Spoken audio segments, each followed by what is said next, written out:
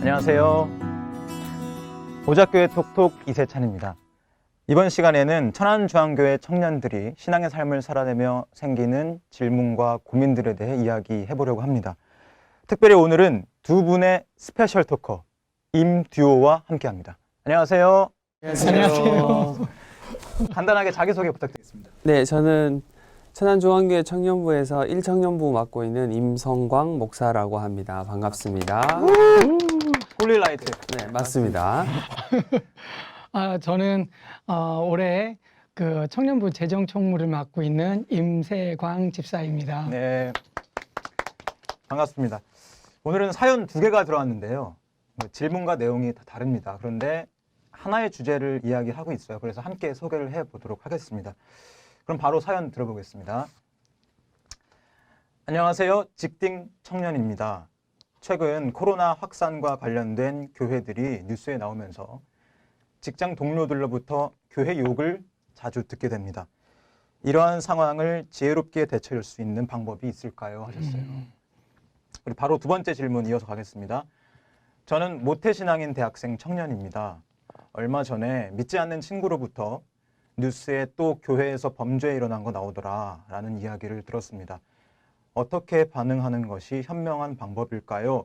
목사님, 선생님 도와주세요 하셨어요. 도와주셔야 되고요. 이렇게 두 사연 들어봤습니다. 이런 상황을 마주하면은 정말 마음이 불편해지고 되게 복잡해지고 그러는 것 같아요. 그런데 그럼에도 불구하고 이런 이야기를 좀 꺼내놓고 이야기하는 것이 좀 건강한 방향으로 나아갈 수 있지 않을까 싶습니다. 먼저 우리 임세광 선생님 어떻게 생각하시는지 들어볼 수 있을까요? 이 사연을 이렇게 보내주셨을 때 처음에 보고 제가 청년부에 처음 왔을 때 어려운 점이 먼저 생각나더라고요. 소통. 네. 뭐냐면 직딩이란 말을 못 알아들었어요. 직딩. 그래서 그렇죠. 찾아봤어요. 그런 말이었구나 라는 생각을 하면서 요즘 시대의 문제점이 이제 제가 말씀드리고 싶은 것 중에 하나도 이제 소통의 문제인데 네. 그래서 그 사연을 듣고 제 아내한테 네. 먼저 물어봤어요. 네네. 저도 처음에 좀 난감하더라고요. 네. 쉬운 듯 어려워요. 그러니까요. 그래서 어떻게 생각했는데 아무 대답 안 하면서 그러면서 말 안 하면 돼. 이런 거 무슨 말? 내가 교인이란 말 안 하면 돼. 그러니까 이순신 교인. 내가 교인이라는 말을 아무한테도 알리지 마라. 유머인가요? 유머죠. 그러면서 또 하나 생각나는 게 싱크로나이즈드 아세요? 싱크로나이즈드 스위밍. 물에서 음악에 맞춰서 스위밍 올라갔다 내려갔다. 그래서 분위기 좋을 때는 나의 교인임을 알리고 분위기 나쁘면 교인임을 알리지 않는 이제 우스갯소리였는데 네. 그렇게 좀 어려운 것 같아요. 맞아요. 저희가 교인으로 산다는 것이 좀 어렵지 않은가 싶은데 두 가지 사연을 들으면 좀 맥락은 같은 맥락이고 욕을 먹는다는 거죠. 그렇죠. 요즘에 교인들이 코로나로 인해서 대처를 잘못한다든가 또 교회 내에서 어떤 문제들이 발생했을 때 욕을 먹는다는 것. 근데 저는 첫 드는 생각이 욕을 먹는다는 것은 희망이 있다. 감사하다는 생각이 들었어요. 뭐냐면 누군가 포기한 사람이 있을 때는 그 사람이 무슨 짓을 하든 관심도 안 두고 생각도 안 하잖아요. 맞아요.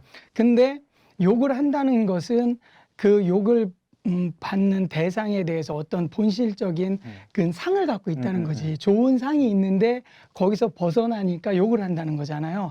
그래서 욕을 해준다는 것은 아직도 우리 교인들, 성도들한테 어떤 기대감, 희망을 갖고 있구나라는 생각을 하면서 그러면 그거에 맞춰서 우리가 좀 노력하면 되지 않을까라는 생각을 우선 했습니다. 그래서 이런 부분에 있어서는 일시적이나 짧은 기간에 이루어진 일들이 아니고 오랜 기간 동안 형성된 것이 코로나라든가 교회에서 발생되는 문제 때문에 벌어진 일이기 때문에 저도 마찬가지고 우리 청년들도 시간을 좀 오랜 기간 갖고 한번 고민하며 생각해 봤으면 좋겠다 싶은 사연이더라고요. 이게 네. 보니까. 그래서 문제의 발단은 제 나름대로 생각해 보니까 말과 삶이 달랐기 때문이 아닐까.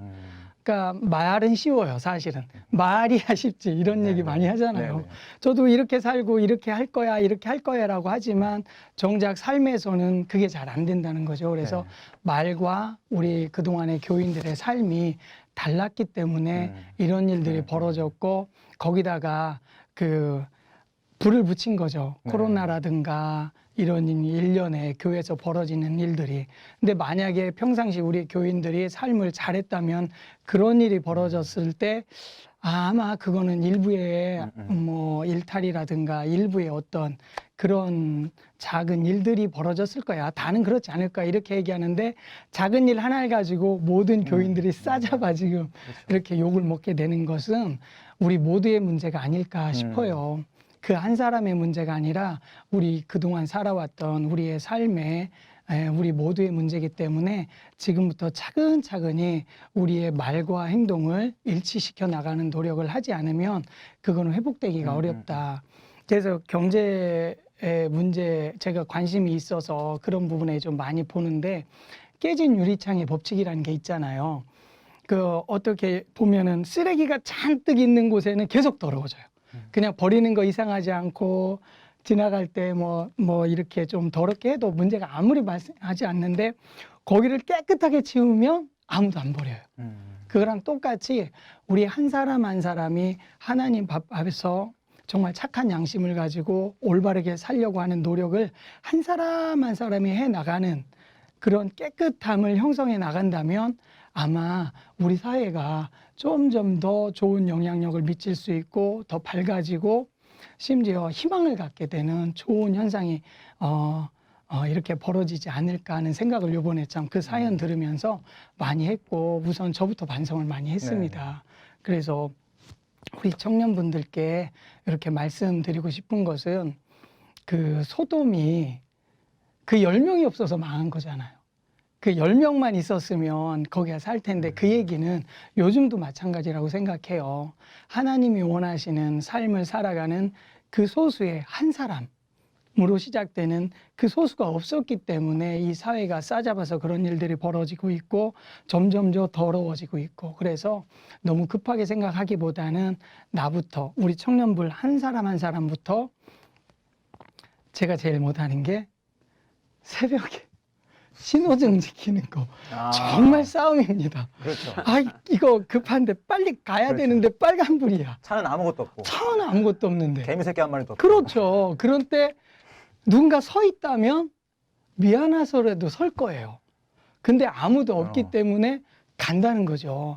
그래서 그 아무도 안 볼 때 서는 노력, 지킬 건 지키고 그게 양심이잖아요. 네네. 그런 노력을 하는 한 사람 한 사람, 이건 신앙을 떠나서라도 그런 사람들이 우리라면 사회의 시각이 바뀌겠죠. 네네. 그리고 우리들 때문에 양심의 자극도 받겠죠. 그래서 결론적으로 우리 청년들한테 꼭 드리고 싶은 것은 우리가 뭐 위대하게 큰 일을 하려고 이렇게 하루아침에 바꾸겠다 이렇게 하자보다는 우리가 하나님이 주신 양심이 있잖아요. 그 양심에서 이렇게 울리는 그런 것들이 있잖아요. 그러면 그게 있을 때 그걸 지키려고 노력하는 그 하나하나의 그 행동 하나하나가 한 사람으로부터 비롯되고 그게 또 전파되고 그 옆에 있는 사람한테 또 전해지고 그런 사람들이 모여지고 늘어난다면 우리 사회가 이렇게 점점 바뀌어 나가고 그 영향력이 우리들부터 우리 청왕중앙교회 우리 청년들부터 시작된다면 정말 멋진 일이 벌어지지 않을까라는 생각을 했고 어떤 답을 내기보다는 그렇게 우리가 삶으로서 좀 표현을 지금부터 시작해보면 어떨까라는 생각을 좀 해봤습니다. 명확한 답은 아니지만 네네. 이렇게 좀 말씀드리고 싶고 같이 나눴으면 좋겠습니다. 그러면 직장 동료나 친구한테 뭐라고 얘기해요? 일단 사과를 해야 될까요? 직장 동료들한테도 제가 이렇게 대화할 때 옛날에 좀 배운 게 있는데 뭐냐면 그런 이제 질문이나 오해가 왔을 때 바로 반박하는 것보다 네. 수긍을 해주는 것. 영어로는 yes but 이라고 하거든요. 수긍을 맞아 나도 좀 안타깝고 왜 그러는지 모르겠다. 수긍을 많이 충분히 들어주고 그렇지만 노력하는 사람도 있어. 네가 볼 때 나는 어때? 네가 볼 때 나는 어때? 네가 볼 때 안 그런 분은 혹시 주변에 없어? 라고 한번 네. 충분히 들어주고 수긍해주고 그렇게 이렇게 이야기를 한번 이렇게 반대급부로 질문을 해보면 좀 어떨까 싶어요. 그러려니까 제 행동을 평상시에 잘해야 그렇죠. 되겠죠. 아이씨, 너 보니까 야, 더해! 이러면 안 되는 거죠. 그렇죠. 새벽에 신호 잘 지키셔야 되고. 그렇죠. 그래서 그런 부분도 이제 그래서 저도 더 노력해야 되겠다라는 부분 어려워요. 맞아요. 싸움이에요. 늘 마음에 싸움이 있어요. 네. 예. 너무 좋은 말씀 감사합니다. 네. 그 목사님은 사연 들으시고 네. 어떤 생각을 하셨나요? 먼저 임 집사님 선생님 말씀 들으면서 목사님의 말씀이다. 사역자의 이야기. 야, 이건 목회자가 해야 되는 이야기를 다 하시고 계시구나. 네, 이런 생각이 들었고요. 네, 저는 질문 듣고 나서 든 생각은 먼저는 이제 원론적인, 그러니까 기본적인 원론적인 이야기를 먼저 하고, 그리고 이제 질문한 청년들은 이제 실제 삶이니까 실제적인 이야기를 좀 하면 좋겠다라는 생각이 들었습니다. 원론적인 이야기를 하자면 기본적으로 뭐 기독교든 모든 사람이든 나를 좋아하는 사람이 있고 나를 싫어하는 사람이 있는 것이죠. 누구나 그런 사람을 만나게 되어 있다. 뭐 우리 친구 청년들의 표현으로 뭐 진상, 그죠? 진상들이 늘 우리 삶에 존재하는 거죠. 뭐 기독교가 그동안 초기 기독교부터 욕을 안 먹고 살았냐? 그렇지 않죠. 아주 초기 기독교부터 너희는 왜 제사 안 드리냐?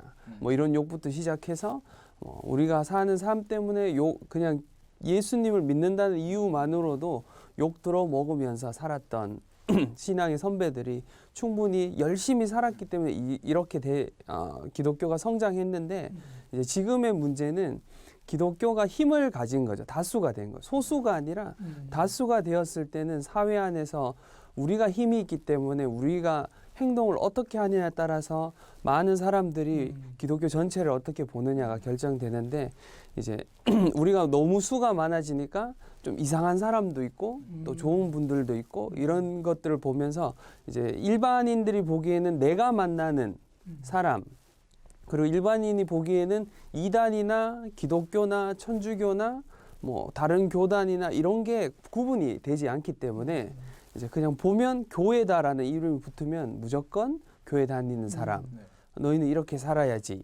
왜 이렇게 안 되는 거야? 이런 이제 이런 공격들이 오는 거라는 걸 이해하고 좀 이야기했으면 좋겠고 이제 질문한 친구들이 이제 질문해 왔을 때 이제 아주 자세하게는 이야기를 안 했기 때문에 이야기하자면 그 공격을 하는 사람이 어떤 사람이냐가 중요할 것 같아요. 그래서 그 사람이 나와 관계를 계속 유지해야 되는 사람인지 나보다 권위에 있는 사람인지 친구인지 아니면 가족인지 그렇죠? 내가 어느 정도까지 관계할 수 있는 사람이냐에 따라서 나의 반응은 그리고 나의 대처는 달라져야 된다라고 생각해요. 누구나 이제 사람과 커뮤니케이션하고 소통할 때 내가 어느 정도 이 사람과 관계해야 되는지에 대한 인식이 있어야 대처도 똑같이 해야 되는 거기 때문에 내가 이 사람과 관계를 계속 질문을 봤을 때는 질문 계속 유지는 해야 될 것 같은 사람인 것 같아요.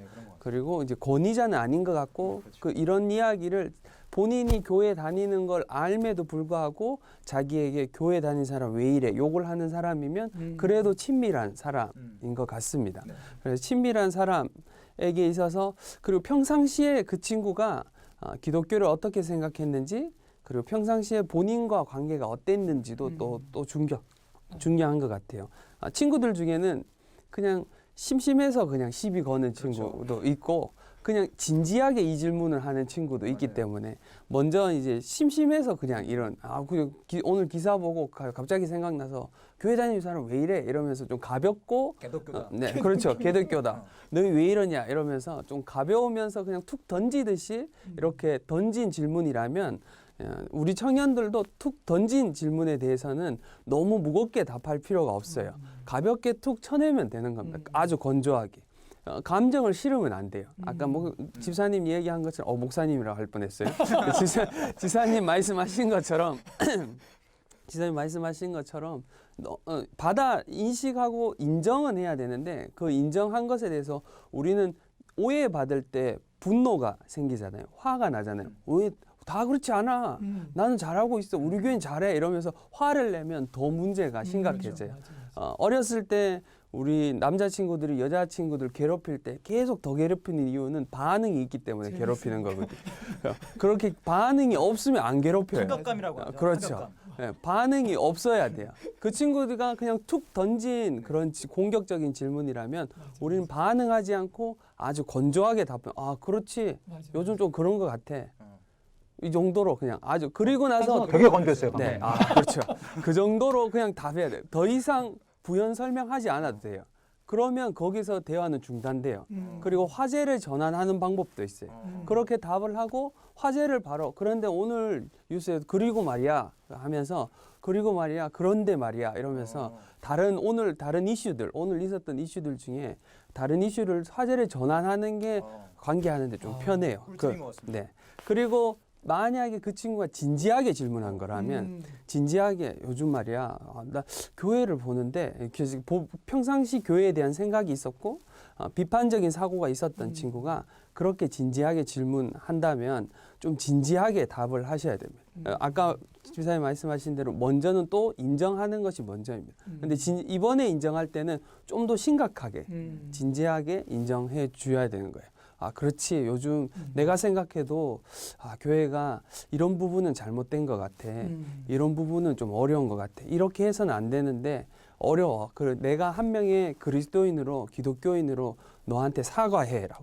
사과하는 게 좋습니다. 그렇게 진지하게 묻는 친구에게는 왜냐하면 나도 그리스도인이고 그렇게 잘못한 사람도 그리스도인이라면 우리가 늘 입으로 이야기하는 것처럼 우리는 모두 다 예수 그리스도 안에서 형제이고 자매이기 때문에 그 사람에게 사과하고 내가 그리스도인으로서 만약에 사회 안에서 목사님들이 그런 잘못을 했을 때 가끔 목사님들이 아무 상관도 없는 목사님이 교단에서 강단에서 사과하시는 영상들 아마 청년들도 보셨을 겁니다. 왜 그렇게 하냐면 나도 목사이고 그분도 목사인데 물론 그분이 잘못했지만 한 명의 목사로서 같은 책임감을 느끼기 때문에 그렇게 사과하는 것처럼 어떤 그리스도인이 그런 일을 했다면 그 잘못된 부분에 대해서 진지하게 질문하는 친구에게는 나도 진지하게 그 친구에게 내가 정말 미안해. 내가 그리스도인을 정말 미안해라고 사과하면 어느 정도는 대화는 끝나요. 그 다음에 이제 아까 집사님이 이야기하셨던 좋은 부분들도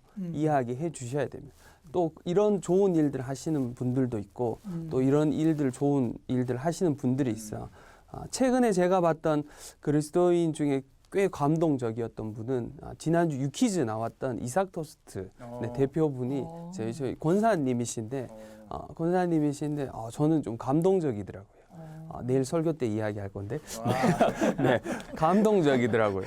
그분이 살아온 삶이 그냥 뭔가 대단하거나 뭔가 그리스도인으로서 뭔가 큰 비전과 꿈을 꿔서 누군가에게 이런 걸 해야 되지 이런 게 아니라 자신이 할 수 있는 삶의 바운더리 안에서 자신의 삶을 최선을 다해서 살아가고 또 만났던 어려운 사람들을 그냥 지나치지 않고 나에게 받은 은혜, 나에게 받은 감사가 넘쳐서 그에게 도와줄 수 있는 것만큼 그분이 도와주다 보니 그 자리에 있게 되었다라고 이야기하시는 걸 보면서 우리 청년들도 그런 좋은 케이스들을 좀 기억하셨다가 그런 분들도 있어. 그분이 그렇게 해서 그런 일들을 또 하더라라고 정도까지 이야기해 주시면 그래서 기독교인들이 이런 잘못도 하는 사람도 있지만 또 이런 좋은 분들도 있는 것에 대해서 어느 정도 균형을 잡힌 시선으로 바라봐 줬으면 좋겠고 아까 집사님도 언급하셨듯이 나도 그리스도인이니까 나도 더 열심히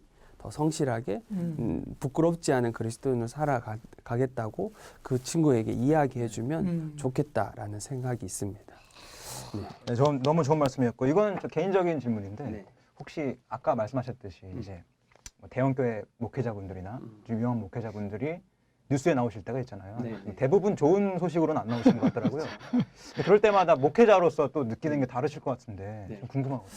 목회자로서 일단 그런 기사를 보면 제가 어렸을 때는 네. 그러니까 처음 사역을 시작했을 때는 그런 생각했어요.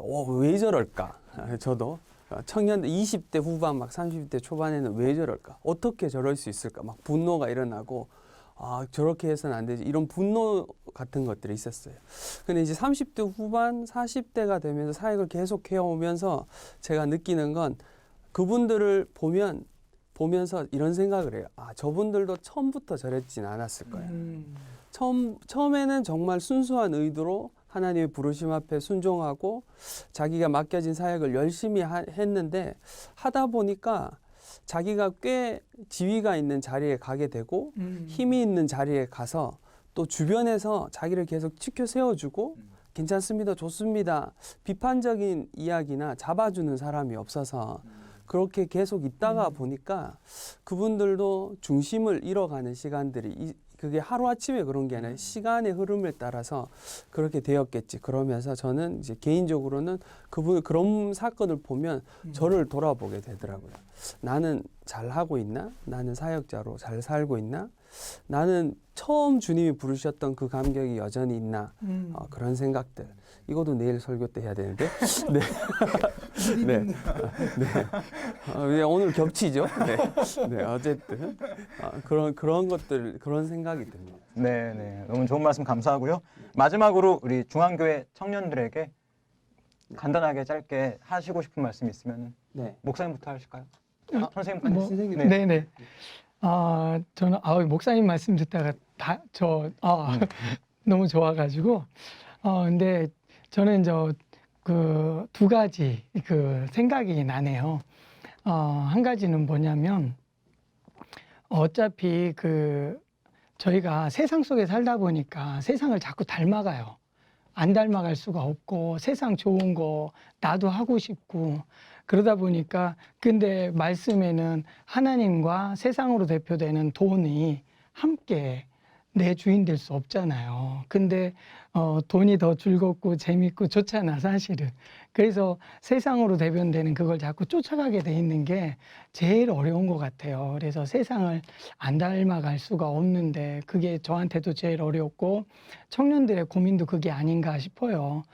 외모, 능력, 누구랑 자꾸 비교하게 되고 누구는 뭐 했대더라, 뭐 잘 됐대더라 이러면 굉장히 속상하고 나는 이거 잘못 사는 것 같잖아요.